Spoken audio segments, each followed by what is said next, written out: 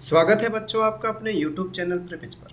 आज की इस वीडियो में हम पढ़ने वाले हैं जो हमारा एक नया अनुच्छेद होगा, उसका शीर्षक है डिजिटल भुगतान और कैशलेस भारत। वीडियो के अंत तक बने रहिएगा, आपको बहुत महत्वपूर्ण जानकारी भी दूंगा इसके साथ, क्योंकि अनुच्छेद लिखने के लिए आपके सामने जब तक कंटेंट नहीं होगा, जब तक आपके पास सामग्री नहीं रहेगी, तब तक आप कैसे लिखेंगे। ठीक, डिजिटल भुगतान और कैशलेस भारत ये दोनों ही आपको इस समय भारत में बहुत तेज़ी से सुनने को मिलता है। हर कोई, आप जाते हैं दुकान पर, जब आप छोटे थे तो आप जब दुकान पर जाते थे सामान खरीदने तो आप टॉफ़ी के लिए 1 रुपया देते थे और मिल जाता था, आपको टॉफ़ी मिल जाती थी, बिस्किट मिल जाता था। आज आप जाते हैं तो बगल वाले जो अंकल हैं जो पहले पैसा मांगते थे, आज उनके यहाँ आप देखते होंगे एक बहुत बड़ा सा QR कोड रखा रहता है और कुछ लोगों को आप अपने फ़ोन से ऐसे उसको पास ले जाते हुए और फिर वहाँ पर पेमेंट करते हुए सुनते हैं। तब तक एक आवाज़ आती है कि फ़ोन पे पर 100 रुपये प्राप्त हुए। यही है डिजिटल भुगतान।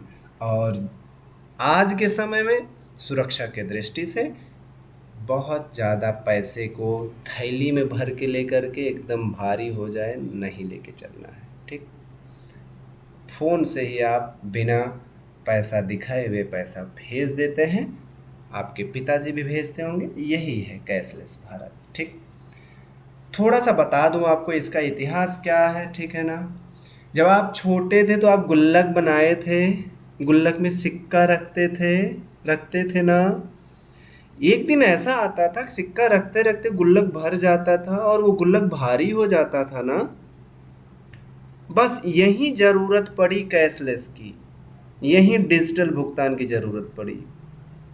नोट पैसा ज़्यादा होने पर नोट बॉक्स में भरना पड़ता था ना, लेकिन वो सुरक्षित कम होता था, कहीं आने जाने में असुविधा होती थी। पता लगे कि भैया ट्रेन से 5 लाख रुपए लेकर के आ रहे थे और रास्ते में कुछ नौजवान मिले और उन्होंने भैया को एक टॉफ़ी खिलाई या बैठ करके उनके बगल में केवल एक सिगार पिया, ऐसा कुछ कोल्ड ड्रिंक पिलाई और भैया का सारा पैसा उनसे ले लिए ना। तो यही तो है, यही तो ज़रूरत पड़ी डिजिटल भुगतान की, यही तो कैशलेस जो है भारत की जो नींव रखी गई, इसी को ध्यान में रखी गई। ठीक, तो शुरुआत में पैसे लेकर के लोग आते जाते थे। आज के समय में अब पैसे लेकर के नहीं, एक वही छोटको फ़ोनवा लिए रहते हैं ना, 6 इंच वाला, वही 6-6.5 इंच वाला फ़ोन लेकर के आपके सामने देखते हैं आप, एक भैया हैं, अंकल हैं, और वो उसी से पेमेंट कर देते हैं। टू से आवाज़ आ जाती है और पेमेंट फाइनल हो जाता है। गूगल पे, फ़ोन पे और भीम पे, पेटीएम, ये सब हमारे इस समय के क्या हैं, यही हैं जिनसे भुगतान किया जा रहा है। इसका ज़्यादा प्रचलन 2017 से हुआ और अभी भी आप देख रहे होंगे। QR कोड की मैं बात आपसे कर रहा हूँ भाई। QR कोड, कई लोग उसको आप जानते होंगे, स्कैनर नहीं होगा, वो QR कोड होगा, आप भी बताइएगा। ठीक, आइए अपने शीर्षक पर आते हैं। हमने आपको थोड़ी बहुत जानकारी दी उसके बारे में, ठीक है ना। कोई आपसे कहेगा तो आप कहिएगा कि ये QR कोड होता है, ठीक है ना।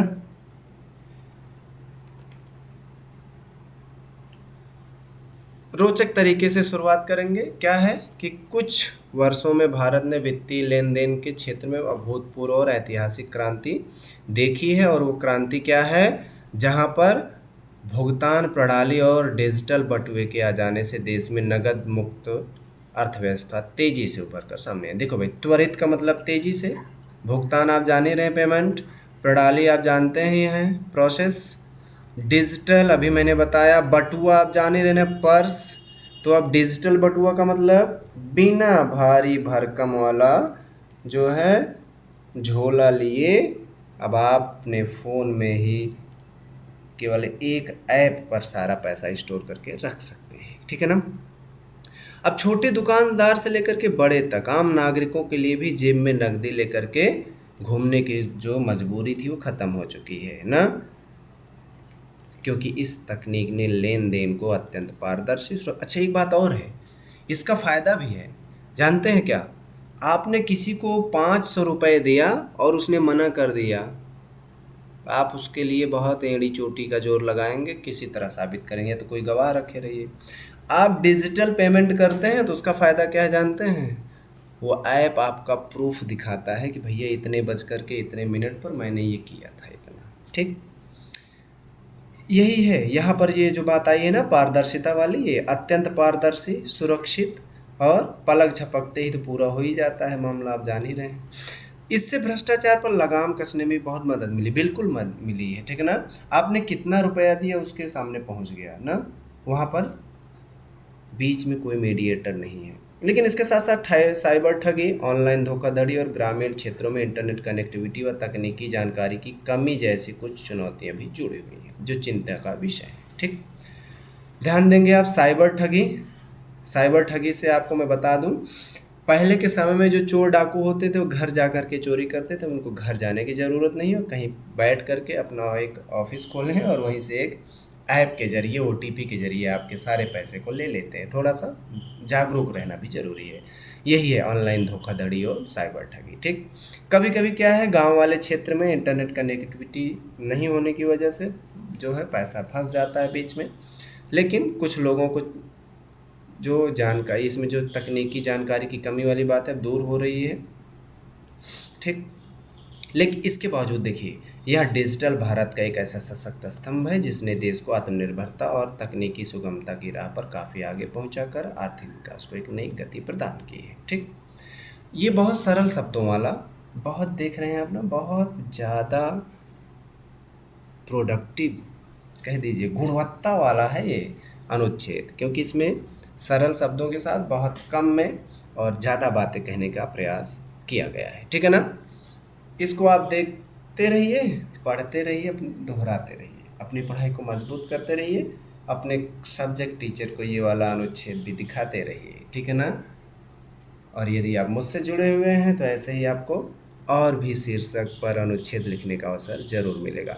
जल्द ही मैं आपके सामने जब आप उपस्थित होऊंगा तो आपके सामने प्रीवियस ईयर के जो आपके एग्ज़ाम में, 10th के बोर्ड एग्ज़ाम में जिन पर अनुच्छेद पूछा जा सकता है उस पर चर्चा करूंगा, और क्या पिछले साल आया था उसको भी बताऊंगा। ठीक है ना, पढ़ते रहिए, दोहराते रहिए, वीडियो के अंत तक आप बने रहे, इसके लिए आपका बहुत बहुत धन्यवाद। मिलते हैं आपसे अगले वीडियो में, तब तक के लिए आपको फिर से पुनः धन्यवाद।